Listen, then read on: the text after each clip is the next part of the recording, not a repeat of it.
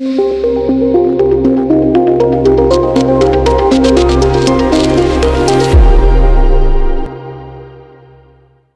स्वराज्याचे सरसंस्थापक छत्रपती शिवरायांना मानाचा मुजरा करतो। भारतीय राज्यघटनेचे शिल्पकार भारतरत्न डॉक्टर बाबासाहेब आंबेडकर यांना मानवंदना अर्पित करतो आणि ज्यांनी भागवत धर्माची पताका ही कळस रूपाने आपल्यापर्यंत पोचवली ते संत श्रेष्ठ जगद्गुरू तुकाराम महाराज यांना देखील या ठिकाणी नतमस्तक होऊन नमस्कार करतो। आज या अतिशय सुंदर कार्यक्रमामध्ये मंचावर उपस्थित असलेले आपल्या मावळ लोकसभा मतदारसंघाचे लोकप्रिय खासदार श्रीरंगप्पा बारणेजी, ज्यांच्या पुढाकाराने आणि आग्रहाने हा कार्यक्रम या ठिकाणी संपन्न होतो आहे, ज्यांनी सातत्याने या भोसरी मतदारसंघामध्ये विकासाची विविध अंगी आणि विविध ढंगी अशा प्रकारची कामं ही पाठपुरावा करून पूर्ण केली, ते आपले लोकप्रिय आमदार महेशदादा लांडगेजी, आपल्या दुसऱ्या लोकप्रिय आमदार सन्मान्य अश्विनीताई जगतापजी, आपले आमदार सन्मान्य अण्णा बनसोडेजी, आपल्या विधान परिषदेचे आमदार सन्मान्य उमाताई खापरेजी, श्री शेखर सिंहजी, श्री विनयकुमार चौबेजी, शंकरभाऊ जगतापजी, सदाशिवभाऊ खाडेजी, राहुल जाधवजी, विकासजी डोळस, कुंदनजी गायकवाड, संतोषजी लोंढे, सुनलताई मेत्रे, साधनाताई मळेकर, मंचावर उपस्थित सर्व मान्यवर आणि उपस्थित सर्व भगिनी आणि बंधूंनो, खरं म्हणजे जेवढं विविधांगी महेशदादांचं व्यक्तिमत्व आहे तशाच प्रकारचे विविधांगी प्रकल्प देखील आज या ठिकाणी आपण उद्घाटित केले। आणि त्यात सगळ्यात महत्त्वाचं म्हणजे हे जे काही जगद्गुरू तुकाराम महाराजांच्या नावाने हे नाट्यगृह या ठिकाणी सुरू होतं आहे, ही एक प्रकारची त्यांना दिलेली सांस्कृतिक वंदना आहे। आणि आपल्याला कल्पना आहे की जगद्गुरू तुकाराम महाराजांचे अभंग हे सदैव प्रेरणा देणारे आहेत। ते असं म्हणतात, गाढवाची अंगी चंदनाची उटी, राखे सवे भेटी केली तळे। म्हणजे गाढवाला जर चंदनाची उटी लावली तरी तो उकिरड्यात जाऊनच राख अंगाला लावून घेणारच। अर्थात मी कोणाबद्दल बोलतो आहे हे तुम्हाला माहिती आहे, त्यामुळे मी फार सांगण्याची आवश्यकता नाही आहे, कारण सध्याचा राजकीय धुराळा, त्या धुराळ्यामध्ये कोण आपल्या अंगाला राख लावून घेत आहे हे वेगळ्या प्रकारे सांगण्याची आवश्यकता नाही। पण मला अतिशय आनंद आहे की महाराजांच्या नावाने अशा प्रकारचं अतिशय सुंदर असं हे नाट्यगृह आपण तयार केलं आहे। आणि इथे चांगली नाटकं तुम्ही बघालच, पण अलीकडच्या काळात नाट्यगृहाबाहेरच जास्त नाटकं होऊ लागली आहेत। मनातील तसं कथाकथन लोक करतायत, मान अपमानाचे वेगवेगळे खोटे अंक त्या ठिकाणी होत आहेत आणि मग संशय कल्लोळ देखील चाललेला आहे। पण जनता निश्चितपणे सुज्ञ आहे आणि म्हणूनच नटसम्राटासारखं वागलं म्हणून नटसम्राट होता येत नाही, हे जरा राजकारणामध्ये काही लोकांना मला सुचवायचं आहे। आणि तसे ते वागले तर कट्यार काळजात घुसणार आहे आणि त्याची वेदना त्यांना होणारच आहे। कारण आपल्याला माहिती आहे शेवटी आमच्या एकनाथराव शिंदेजींनी डंपर पलटी केलाच आहे, त्याच्यामुळे फार काही अधिकचं सांगायची या ठिकाणी आवश्यकता नाही आहे। पण आजचा कार्यक्रम हा याकरता महत्त्वाचा आहे की आपण बघा, एखाद्या शहराला परिपूर्ण करण्याकरता ज्या काही आवश्यक गोष्टी असतात त्या सगळ्या गोष्टी आजच्या कार्यक्रमांमध्ये आहेत। शिक्षणाची आवश्यकता असते, शाळांचं नूतनीकरण करतो आहे, मॉडेल स्कूल आपण तयार करतो, चांगल्या शिक्षणाच्या सोयी आपण उपलब्ध करून देऊ इच्छितो, त्याचे आजच्या कार्यक्रमामध्ये व्यवस्था केली आहे। आरोग्य आणि पर्यावरण हे आजच्या परिस्थितीमध्ये सगळ्यात महत्त्वाचं आहे। आज आपण या ठिकाणी मेडिकल वेस्टवर प्रोसेसिंग करणारं युनिट याची आपण सुरुवात करतो. मोशी कचरा डेपोमध्ये जी लिगसी वेस्ट आहे किती 10 लाख मेट्रिक टन, बरोबर, त्या 10 लाख मेट्रिक टन लिगसी वेस्टला आज आपण असं म्हणतो nothing is waste, everything is wealth.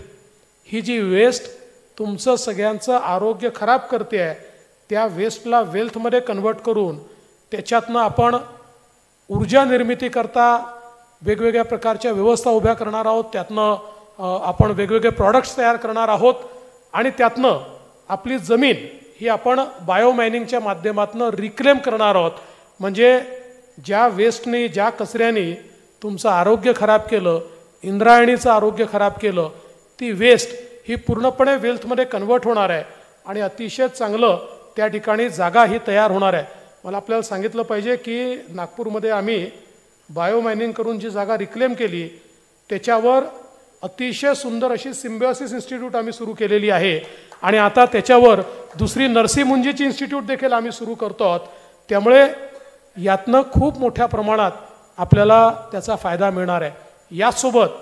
याच प्रकल्पाच्या सोबत आपण आज सांडपाण्यावर प्रक्रिया करणारे प्रकल्प देखील हातामध्ये घेतले आहेत. हे देखील अत्यंत महत्त्वाचे आहेत, कारण शेवटी आपल्या नदी नाल्यांचं प्रदूषण जे आहे हे आपण अनेक वेळा म्हणतो इंडस्ट्रीयल वेस्टने होते. इंडस्ट्री 10% प्रदूषण करतायत, 90% प्रदूषण महानगरपालिकेचा कचरा आणि सांडपाणी करताय. आणि म्हणून महानगरपालिकेचं पाणी हे जर आपण स्वच्छ करून ते नदीमध्ये सोडलं तर निश्चितपणे त्यातनं आपल्या नदीतला जी घाण आहे, जे सांडपाणी आहे, कारण इंद्रायणी ही तर आपल्याकरता अतिशय पुण्य पवित्र अशा प्रकारची नदी आहे आणि मग अशा या नदीला आज या प्रकल्पामुळे त्यातलं जाणारं घाण पाणी जे आहे ते या ठिकाणी सुधारणार आहे.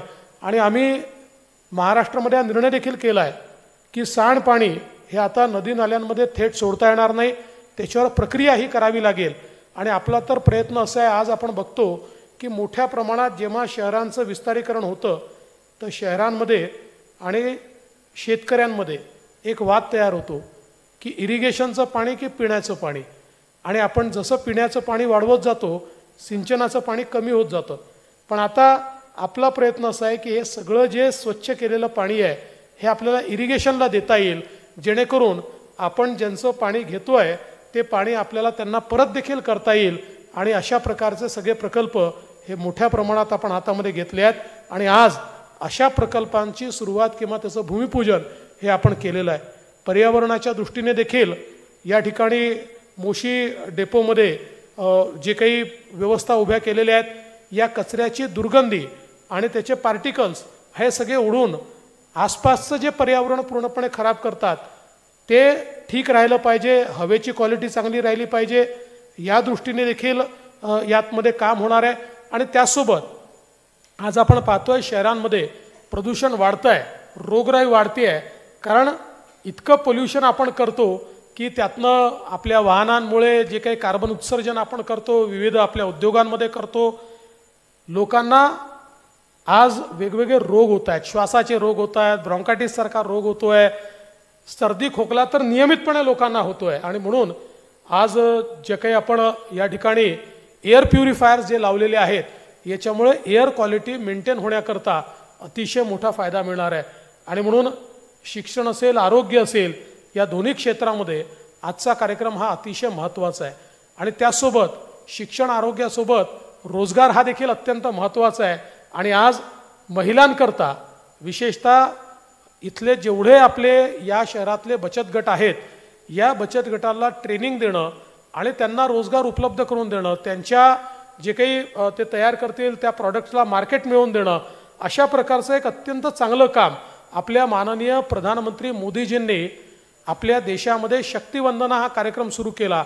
आणि या कार्यक्रमाच्या माध्यमातून आमच्या महिलांच्या हाताला काम देणं आणि विशेषतः आमचे जे बचत गट आहेत या बचत गटाला रेलेव्हंट करून त्यांच्या माध्यमातून मोठ्या प्रमाणात रोजगाराची संधी उपलब्ध करून द्यायची आणि आमच्या महिलांना आपल्या अर्थचक्राचं एक भागीदार बनवायचं, अशा प्रकारचा कार्यक्रम आहे. त्याच तर्जवर आज मला अतिशय आनंद आहे की आपल्या महानगरपालिकेनेही हा कार्यक्रम या ठिकाणी हातामध्ये घेतला आणि त्याचसोबत मोठ्या प्रमाणात स्किलिंगचा कार्यक्रम हातामध्ये घेतला आहे. कारण आजच्या परिस्थितीमध्ये रोजगार जर आपल्याला हवा असेल तर कौशल्य हे अत्यंत महत्त्वाचं आहे. त्यामुळे कौशल्यावर आधारित हा एक अत्यंत महत्त्वाचा कार्यक्रम हा देखील मला असं वाटतं या ठिकाणी आपण घेतलेला आहे. एवढंच नाही तर शिक्षण, आरोग्य आणि रोजगारासोबत मनोरंजन देखील अत्यंत महत्त्वाचं आहे, प्रबोधनही महत्त्वाचं आहे. त्याकरता हे जे काही सिटी सेंटर आपण तयार केलं आहे हे मनोरंजनाचं आणि प्रबोधनाचं अशा प्रकारचं काम हे या ठिकाणी करणार आहे. आणि पाचवी सगळ्यात महत्त्वाची गोष्ट आहे ती म्हणजे इन्फ्रास्ट्रक्चर. कारण शेवटी शहर जर चांगलं करायचं असेल तर पिण्याचं पाणी असेल, रस्ते असतील, पूल असतील, अंडरपास असतील, अशा सगळ्या गोष्टी करणं हे अत्यंत महत्त्वाचं आहे. आणि त्याचेही अनेक प्रकल्प आज आपण उद्घाटित केले आहेत किंवा त्या प्रकल्पाचं भूमिपूजन आपण केलं आहे. त्यामुळे मी असं म्हणेन की जसं आमच्या पैलवान महेशदादांचं व्यक्तिमत्व हे परिपूर्ण व्यक्तिमत्व आहे, तशाच प्रकारे आज त्यांच्या मतदारसंघात परिपूर्ण अशा प्रकारचे पाचही अंगांना त्या ठिकाणी छेदून जाणारे अशा प्रकारचे कार्यक्रम हे आपण या निमित्ताने घेतलेले आहेत. खरं म्हणजे पिंपरी चिंचवड हे जे शहर आहे हे एक अत्यंत महत्त्वाचं अशा प्रकारचं आपलं शहर आहे. कारण भविष्यातली जी काही शहरं आहेत या शहरांपैकी एक पिंपरी चिंचवडसारखं शहर आहे. आणि आपले खासदार असतील, आपले आमदार असतील, ही सगळी मंडळी किंवा आपले नगरसेवक जे असतील, आता जरी महानगरपालिकेच्या निवडणुका झाल्या नसल्या तरी सगळे जे माजी नगरसेवक, आयुक्त आदरणीय शेखर सिंग, पोलीस कमिशनर आदरणीय चौबे साहेब, उपस्थित व्यासपीठावर कुणाचा नाम उल्लेख राहिला असेल तर दिलगिरी व्यक्त करतो. महापालिकेचे सगळे उपस्थित अधिकारी, नगरसेवक, या चिखली आणि या परिसरातील सगळे असलेले नगरसेवक, या नगरसेवकांच्या सगळ्यांचा प्रतिनिधी म्हणून मी महापौर, माजी महापौर आदरणीय राहुलदादा, उपस्थित सगळे नगरसेवक, विशेषतः ज्या हे सगळे प्रकल्प पूर्ण होत असताना या शहराच्या विकासामध्ये, जडणघडणीमध्ये भूमिपुत्र म्हणून ज्यांनी आपल्या जागा दिल्या ते सर्व उपस्थित असलेले माझे या चिखलीतले ग्रामस्थ, सगळ्या माझ्या बंधू भगिनींनो, माझ्या तरुण सहकारी मित्रांनो, आयुक्त साहेबांनी प्रास्ताविक करताना प्रत्येक प्रकल्प सांगितला, मला काहीच ठेवलं नाही सांगायला. फक्त प्रकल्पाची मांडणी करताना त्यांनी का प्रकल्प गरजेचे आहेत हे सांगितलं. पण ते प्रकल्प होत असताना या प्रकल्पासाठी लागणारी जागा ज्या भूमिपुत्रांनी दिलं त्यांचं त्यांनी आभार मानायला पाहिजे होतं, पण त्यांनी मानले नाहीत, ते मी मानतो. ज्या नगरसेवकांनी हे प्रकल्प सुचवले सगळंच श्रेय प्रशासनाचं असतं असं नसतं साहेब. त्याच्यासाठी नगरसेवकांचं सुद्धा योगदान असलं पाहिजे. मग ते कुठल्या विचारधारेच्या असू द्या, नगरसेवक हा या यंत्रणेतला प्रमुख एक लोकप्रतिनिधी आहे. म्हणजे ते सगळे मिळून आपण काम करतो. फक्त प्रशासनानं सुचवलं, जर सुचवलं असतं तर मग 15 वर्षापूर्वीच झालं असतं. 2014 नंतर भाऊ आप्पा सांगायला आनंद वाटतो मला, 2014 नंतर तर आत्ता आज आपण उद्घाटन करतो 1050 कोटीचे, पण या 5 वर्षामध्ये 1997 पासून ते 2017पर्यंत, 14पर्यंत बांधण्यामध्ये 17पर्यंत 1997ला ही सगळी गावं समाविष्ट झाली. म्हणजे फार जे आता नावं साहेबांनी घेतली ती 1997 पासून समाविष्ट झाली. पण 1997 ते 2017 या शहरामध्ये ही गावं आल्यानंतर झालेला खर्च आम्ही नाही सांगत, किंवा झालेला विकास कामांवर झालेला खर्च आम्ही नाही सांगणार, तुम्ही त्याच्या पहा, टॅली करा, तुमच्या लक्षात येईल. पण 2017 पासून तर 2022-23 आत्तापर्यंत आपण पाहतो सर, तर 5000 कोटीपेक्षा जास्त कामं या भागामध्ये झालेली आहेत सगळ्या सामाजिक. म्हणजे 20 वर्ष अण्णा, 20 वर्ष या समाविष्ट गावांकडे कुणी दुर्लक्ष केलं होतं, काय केलं होतं याच्यात जायचं नाही. पण विकास आराखडा डोळ्यासमोर ठेवून काम करण्याचं जो मानस आहे तो या भागातल्या लोकप्रतिनिधींकडे, नगरसेवकांवर विशेष करून सगळ्यांना द्यावं लागेल. विकास आराखडा समोर ठेवला, भूमिपुत्रांनी जागा दिल्या, त्यामुळं त्यांना कळालं फ्युचरमध्ये, भविष्यामध्ये आपल्याला कशा पद्धतीनं वाटचाल करायला पाहिजे. या आज या वास्तूचं उद्घाटन होतं, या वास्तूसाठी सुद्धा स्वर्गीय बबन पंढरीनाथ मोरे, त्याचबरोबर ही जागा आमचे निलेश मधुकर नेवाळे, रवींद्र मधुकर नेवाळे, मोरे परिवार, यादव परिवार, या गावातले सगळेच जे असतील, जे प्रमुख परिवार आहेत, सगळ्यांनीच या ठिकाणी उपस्थिती दिली आणि प्रकल्पांना या ठिकाणी चालना दिलेली आहे. आज वेगवेगळे उपक्रम आपल्या माध्यमातून उद्घाटन होते. मी आता त्याच्यात सगळ्यात जाणार नाही, पण हे प्रकल्प जे झालेत याच्या मागं जो दूरदृष्टी होती, ज्याच्या मागं जे आमच्या सगळ्यांचं जे काही दृष्टिकोन होता तो फार व्यापक होता. आणि अर्थात भाऊ 2014ला ज्यावेळेस आपण मुख्यमंत्री होता त्याच्यानंतर काही ह्या ज्या प्रकल्प घडले त्याचा उल्लेख या ठिकाणी करावा लागेल. हे जे प्रकल्प आता साहेबांनी जे वाचले ते 2017 नंतर झालेले प्रकल्प आहेत, 2014 नंतर झालेले प्रकल्प आहेत. मी ते विशेष करून या ठिकाणी का उल्लेख करतो की ज्या व्यक्तीच्या पाठिंब्यामुळं, ज्या व्यक्तीच्या ताकदीमुळं आपण हे करू शकलो ते आपल्या समोर आहेत, ते आदरणीय देवेंद्र भाऊ, ज्यांच्यामुळं आम्ही हे करू शकलो.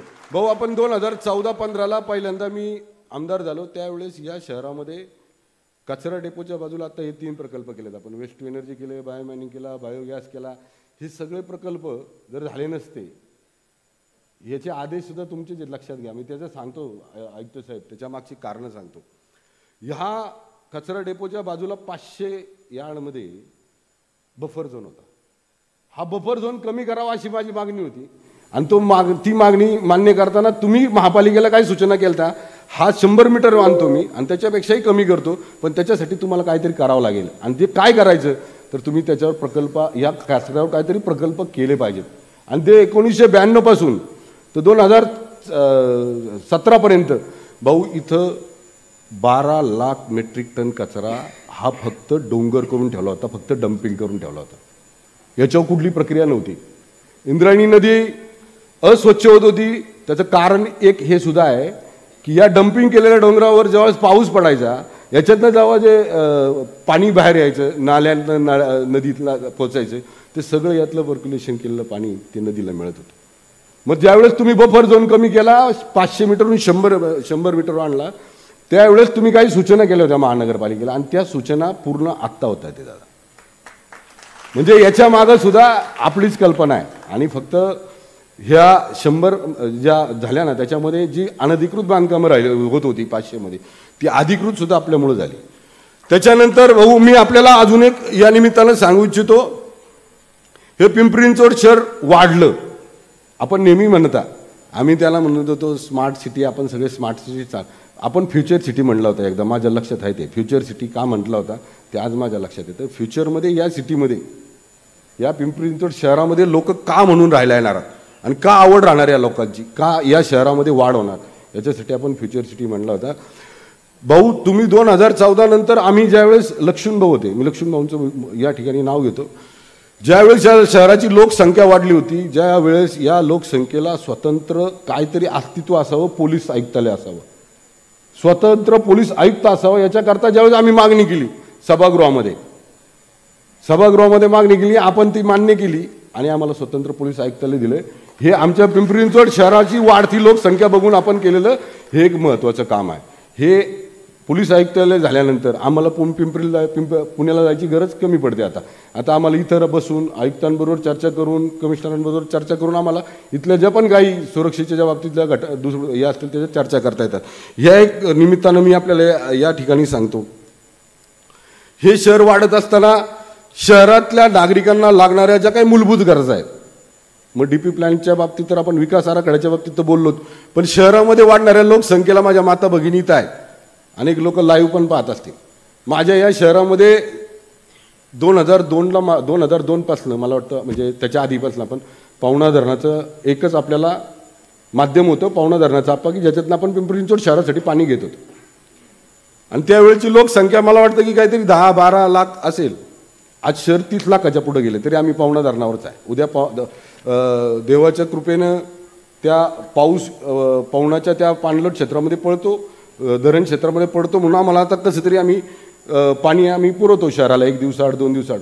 पण याचा जर 1 वर्ष पाऊसच नाही तर आमची परिस्थिती आता मध्यंतरी सगळ्यात पहिला देश डिक्लेअर झाला त्या ह्याच्यासाठी, तशी आमची परिस्थिती झाली असती.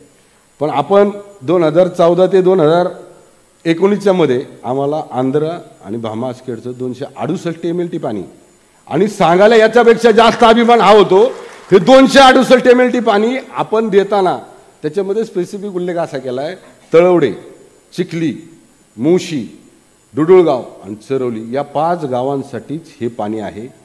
268 MLT पाणी, म्हणजे 440 500 MLT पाणी पूर्ण शहरासाठी होतं. त्यात आता 268 MLT पाणी जे तुम्ही आम्हाला दिले ते फक्त या 5 गावांसाठी दिले. त्याच्या मागचं कारणच असं आहे की या 5 गावांमध्ये लोकसंख्या जास्त वाढणार आहे. या 5 गावांमध्येच लोकसंख्या जास्त वाढणार आहे आणि त्यामुळे याचा सुद्धा विचार आपण केला आणि 268 MLT पाणी आपण या ठिकाणी आम्हाला दिले. आणि सगळ्यात महत्त्वाचं म्हणजे आपल्याकडे जे खातं आहे, ऊर्जा खातं आहे. आता आपण ऊर्जा खातं असल्यामुळं आम्हाला अतिरिक्त आणि त्यात मी आता तुम्ही मानता मला जवळचं म्हणून मला जास्तचं थोडंसं तुम्ही जास्त प्रेम करता माझ्यावर मला, त्यामुळं मला जरा या भागामध्ये तुम्ही सबस्टेशन हे सगळं जवळजवळ 400 कोटीचा विकास आराखडा या ऊर्जा खात्यातला आपण मंजूर करून दिला. आणि माझ्या या भागामध्ये वाढणाऱ्या लोकसंख्येचा म्हणजे आता सगळ्याच गोष्टीचा विचार करून आपण ते पण मला या ठिकाणी दिलेला आहे. त्यामुळं मी त्याबद्दलही भाऊ आपल्या मनापासून धन्यवाद देतो. वेगवेगळ्या माध्यमातून 2 महत्त्वाच्या गोष्टी अजून सांगतो, भरपूर सांगणार आहे पण आता थोडंसं 2-4 गोष्टी आपल्याला सांगितल्या पाहिजेत. चिखलीमध्ये संतपीठ झालं भाऊ, या संतपीठाची सुरुवातसुद्धा आपल्या 2014 ते 19 मध्ये झाली. आमच्याकडे जागा नव्हती. संतपीठ या संकल्पनेला आपल्या विकास आराखड्यामध्ये जागा फ्रीमध्ये आपण देऊ शकत नाही, बरोबर ना. त्याच्याकरता आम्ही संतपीठ म्हणून ज्यावेळेस जागा मागितली त्यावेळेस आदरणीय चंद्रकांतदादा पाटील त्यावेळेस महसूल मंत्री होते आणि त्यावेळेस आपल्या सगळ्यांच्या सूचनेनुसार ते आपण माध्यमिक शाळा प्राथमिक शाळेसाठी ते आरक्षण करून घेतलं आणि ते फ्री ऑफ कॉस्ट कलेक्ट करणं आपल्याकडं मिळाले आणि त्यामुळे संतपीठ करू शकलो. आणि संतपीठ ही महाराष्ट्रातल्या मी म्हणजे एकदम अभिमानानं सांगतो की संतपीठ जसं टाळगाव चिखलीला जगद्गुरू तुकाराम महाराजांच्या टाळ या ठिकाणी टाळकरी होता, टाळ होते त्यांचे, त्यामुळे ओळखलं जातं. तसंच संतपीठ या मुळं सुद्धा या ठिकाणी चिखली गावाला त्याची एक मोठी ओळख या निमित्तानं झालेली आहे आणि त्यामध्ये आपण आता त्यांना काही दर्जाचा हे सुद्धा दिलेला आहे. त्यामुळं नक्कीच अजून चांगला फायदा या ठिकाणी त्या निमित्तानं होईल. जगद्गुरू संत तुकाराम महाराजांच्या नावानंच हा सुद्धा हॉल होतोय. जगद्गुरू संत तुकाराम महाराजांच्या नावानेच आपण संतपीठ त्या ठिकाणी चालू केलेलं आहे. आता इथं सगळे ग्रामस्थ बसलेत. मी या ग्रामस्थांना आज फक्त म्हणजे अजून या निमित्तानं 1-2 प्रश्न विचारतो. मला सांगा, चिखली तळवडे या भागामध्ये सगळ्यात जास्त शास्तीकर असलेले लोक आपणच होतो का नाही? सांगा अण्णा, सगळ्यात जास्त होतो. कधीपासून होतो? 2008 पासून होतो का नाही? कुणी माफ केला? पण कुणी केला? साहेबांनी केला का नाही? अरे साहेबांचं व्यक्तिमत्व असं आहे अण्णा, साहेबांचं व्यक्तिमत्व असं आहे की साहेबांना ना जो माणूस कामाच्या माध्यमातून ओळखतो ना तो साहेबांना चिकटला जाणार, जॉईंटच होणार, तो तुटणार नाही. मग तो कुठल्या जाती धर्माचा असू द्या. मला सांगा, शास्तीकर ज्या वेळेस माफ झाला 460 कोटी, तर शास्तीकर माफ करताना फक्त भारतीय जनता पार्टीलाच मतदान करणाऱ्या माणसाचा माफ झाला का फक्त हिंदू समाजाचाच माफ झाला का? माफ करताना देवेंद्रजींनी पिंपरी चिंचवड महानगरपालिकेच्या वतीने उभारण्यात आलेले विविध प्रकल्पांचे उद्घाटन, लोकार्पण आणि उभारण्यात येणारे प्रकल्पांचे भूमिपूजन समारंभ राज्याचे सन्माननीय उपमुख्यमंत्री आदरणीय देवेंद्र फडणवीस यांचे हस्ते आज होत आहे. या कार्यक्रमास उपस्थित असलेले सन्माननीय उपमुख्यमंत्री महोदय, तसेच उपस्थित असलेले सर्व मान्य खासदार, मान्य आमदार, तसेच मंचावर उपस्थित असलेले सर्व मान्यवर आणि आलेले सर्व बंधू आणि भगिनींनो, त्यांचा मी मनापासून स्वागत करतो. सभागृहामध्ये उपस्थित सर्व मीडिया वर्गाच्या सुद्धा माझ्या वतीने सर्वांचं स्वागत आहे. गेल्या काही वर्षामध्ये औद्योगिक विकास, IT क्षेत्र, शैक्षणिक हब अशा विविध क्षेत्रात बऱ्याच मोठ्या प्रमाणात विकासाच्या दृष्टीने पिंपरी चिंचवड शहराने आमूल बदल घडवून आणले आहे. या बदलामुळेच आज पिंपरी चिंचवड महानगरपालिका स्वच्छ, सुंदर, स्मार्ट सिटी म्हणून स्वतःला सिद्ध करत कचरामुक्त शहराचे 5 स्टार मानांकन, तसेच वॉटर प्लस, तसेच स्वच्छ सर्वेक्षण अंतर्गत वॉटर प्लस प्रमाणीकरणही आपल्याला मिळवलेलं आहे. दर्जेदार पायाभूत सुविधा आणि मूलभूत गरजा भागवण्यासाठी शहरवासियांच्या सेवेत तत्पर राहण्यासाठी महापालिका सतत कार्यशील असते. यामध्ये सर्व घटकांचा विचार करून महापालिकेच्या वतीने अनेक विकास कामे, उपक्रम तसे योजना आखण्यात आलेली आहे. सर, आजच्या आपल्या कार्यक्रमामध्ये सर्वात महत्त्वपूर्ण जे आपला प्रकल्प आहे मोशी हॉस्पिटल, त्या महापालिकेच्या वतीने मोशी येथे 15 एकर भूखंडामध्ये आपण अत्याधुनिक सोयीसुविधा असलेला 700 खाटांचा 8 मजली हॉस्पिटल उभारण्यात येणार आहे. त्याच्या भूमिपूजन आपण आपले हस्ते सर आज करत आहोत. वाढती लोकसंख्या लक्षात घेऊन या नव्याने बांधण्यात येणारे हॉस्पिटलद्वारे रुग्णांना अत्याधुनिक सोयीसुविधा देण्यासाठी आम्हाला याच्यामध्ये सोयीस्कर होणार आहे. उपचार कमी दरात सर्व रुग्णांना उपलब्ध होणार आहे. या आपलं कामामध्ये CSSD पासून MGPS मॉड्युलर OTचा आपला याच्यामध्ये नियोजन आहे. टोटल जवळपास 57,000 स्क्वेअर मीटरचं क्षेत्रफळ असून या प्रकल्पासाठी अंदाजे 450 कोटी रुपयेचा नियोजन सर करण्यात आलेला आहे. चिखली टाउन हॉल ज्या नाट्यगृहामध्ये आपण आज बसलो आणि साहेबांच्या हस्ते आत्ताच त्याचं उद्घाटन झालेलं आहे. महापालिकेच्या वतीने चिखली परिसरातील नागरिकांना विविध सांस्कृतिक कार्यक्रमासाठी सुविधा देण्याच्या उद्देशाने टाउन हॉल उभारण्यात आलेला आहे. सर याच्यामध्ये नाट्यगृहामध्ये जवळपास 3 लाख नागरिकांना आजूबाजूचे त्यांना सोय होणार आहे. आज आपल्या हस्ते सर यांचा ऑलरेडी आपण उद्घाटन आत्ता जस्ट केलं आहे. भोसरी प्रभाग क्रमांक 7 मध्ये महापालिकेची सर आपण नवीन शाळा इमारतचं आज आपल्या हस्ते भूमिपूजन करतोय. ही नवीन शाळा सर जवळपास 40 पेक्षा जास्त याच्यामध्ये वर्गखोली असून जवळपास मोर दॅन 7,500 चौरस मीटर क्षेत्रफळ सर याच्या असणार आहे. टोटल 28 कोटीचा याच्यामध्ये सर खर्च येणार आहे.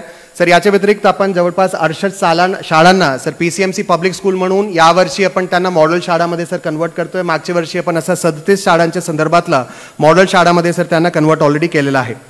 सर आपल्या शहरामध्ये विशेषतः जे आपला नवीन भाग आहे म्हणजे वाकडपासून चारोलीपर्यंत जे आपला संपूर्ण C सेक्शन डेव्हलपिंग एरिया आहे सर त्याच्यामध्ये आपण मोठ्या प्रमाणात सर यावर्षी अंदाजपत्रकमध्ये सुद्धा DP रोड घेतले. Total 34 DP road more than 750 crore sir त्याच्या पुढचे 2 ते 3 वर्षाचं आपण नियोजन केलं आहे. सर आज यापैकी आपले हस्ते 12 किलोमीटर रस्त्याची 185 कोटी रकमेची तसे रस्त्यांची सर आपण आपले हस्ते सर भूमिपूजन करत आहोत. सर मान्य पंतप्रधान महोदयांनी दिलेला जे आपला एक स्वच्छ भारत 1 स्वच्छ भारत 2 मध्ये जे आपला ब्रीदवाक्य आहे त्याच्यामध्ये स्वच्छ भारत 2 मध्ये एक सर सर्वात महत्त्वपूर्ण घटक आपला जे लेगेसी वेस्ट आहे त्याला सर आपल्या संपवण्याचा आहे. सर त्याच्यासाठी मोशी कचरा डेपोमध्ये जुना जे आपला डंपिंग केलेला कचरा आहे त्याच्या बायोमायनिंगच्या प्रकल्पचं सुद्धा सर आज आपण शुभारंभ सर आपल्या हस्ते करतोय. सर बायोमायनिंग फेज 1 आमचा ऑलरेडी सुरू आहे. बायोमायनिंग फेज 2 झाल्यानंतर सर जवळपास 25 एकरची जागा आपल्याला उपलब्ध होणार आहे आणि आजूबाजूचे परिसरातले लोकांची जे खूप वर्ष सर त्यांचे जे एक अडचणी होती दुर्गंधीमुळे आणि इतर प्रॉब्लेममुळे सर त्याच्यासाठी सुद्धा त्यांना 100% याच्या सुटका भेटणार आहे. सर याच्यामध्ये RDF जे निर्माण होणार आहे ते आपण सर सिमेंट कंपन्यांना देणार आहोत आणि काही प्रमाणात जे बायोसॉल निर्माण होणार आहे त्याला सर आपण सकल भागात जमीन समपातळीत करण्यासाठी सर त्याचा आपण वापर करणार आहोत. केंद्र शासन राज्य शासन महानगरपालिकाचा असा टोटल 86 कोटीचा सर जवळपास हा प्रकल्प आहे. सर मोशीमध्येच आपण overall integrated material recovery facility निर्माण करतोय. त्याच्यामध्ये वेस्ट टू एनर्जीचा मान्य पंतप्रधान महोदयाच्या हस्ते ऑलरेडी उद्घाटन झालेलं आहे. सर याच्या पुढे आपण मोशी डेपो येथे बायोगॅसचा सर प्रकल्प राबवला आहे. हॉटेल वेस्ट टू बायोगॅस आता 50 TPDचा सर आपण प्रकल्प राबवतोय. आज सर आपल्या हस्ते त्याचा आपण शुभारंभ उद्घाटन करतोय. सर पुढचे 30 वर्षाचा विचार करून याची सर आपण मॉड्युलर कॅपॅसिटी 200 मेट्रिक टन पर्यंत ठेवली आहे जेणेकरून टप्प्याटप्प्याने त्याला आम्हाला वाढवणे सर याच्यामध्ये शक्य होणार आहे. आज रोजी सर आपण आपल्या हस्ते 50 TPDचे प्लांटचं उद्घाटन करतोय आणि याच्यामध्ये सर तयार होणारा जे CNG आहे त्याला खुले बाजारात सर विक्रीसाठी उपलब्ध आम्ही करून देणार आहोत.